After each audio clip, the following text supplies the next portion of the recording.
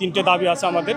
সেই দাবিগুলোর জন্য আমরা আজ সকাল 8 ঘটিকার সময় আমরা এই শহীদ মিনারে এসেছি।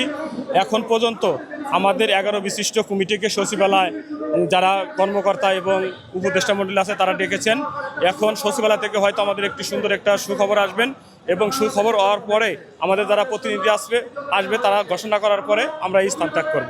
এই দাবিগুলোর মধ্যে রয়েছে আমরা যারা জেলবন্দি রয়েছে 16 বছর তাদেরকে বের করে চাকরিতে পুনর্বহাল করতে হবে এবং আমরা যারা চাকরিচ্যুত হয়েছি বাইরের ব্যাটালিয়নে যারা সিওর সামারি কোর্টে তাদেরকে চাকরিতে পুনর্বহাল করে সরকারি সুযোগ সুবিধা দিতে হবে এবং যে বিডিআরের নামটা বর্তমান বিজিবি করেছে সেই বিজিবিকে পরিবর্তন করে সাবেক বিডিআর নামে এই বাহিনীকে পুনর্গঠন করার জন্য বিশেষভাবে অনুরোধ করছি। আমরা এটা আমাদের একটা প্রাণের দাবি, কারণ 2009 সালে যে ঘটনাটা ঘটিয়েছে তৎকালীন সরকার, এটা তো ছিল পরিকল্পিত এবং একটি হত্যাকাণ্ড।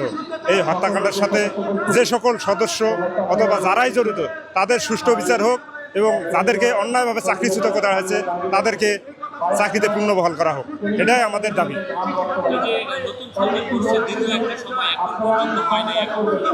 আমাদের 1.5 মাস আগে সরকার থেকে একটা বলা হয়েছিল যে 15 দিনের ভিতরে একটা সুখবর দিবে, সুখবর দেওয়া হয় নাই।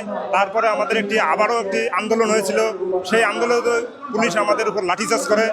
লাঠিচার্জ করার পরে আমাদের এই আজকের যে কর্মসূচি, এই কর্মসূচি ঘোষণা করে আমরা সকলেই বাড়িতে চলে যাই। কিন্তু এরপরেও যেহেতু কোনো আশ্বাস পাই নাই, আজকে সকাল 8 ঘটিকায় আমরা এখানে এসে জামায়াত হয়েছি। 11 ঘটিকার সময় সরকারের পক্ষ থেকে একটি প্রতিনিধি দল এসে আমাদের 11 সদস্য প্রতিনিধি দল স্বরাষ্ট্র মন্ত্রণালয়ে নিয়ে যাওয়া হয়েছে, কিন্তু সেখান থেকে এখনও কোনো সুষ্ঠু ফলাফল আসে নাই।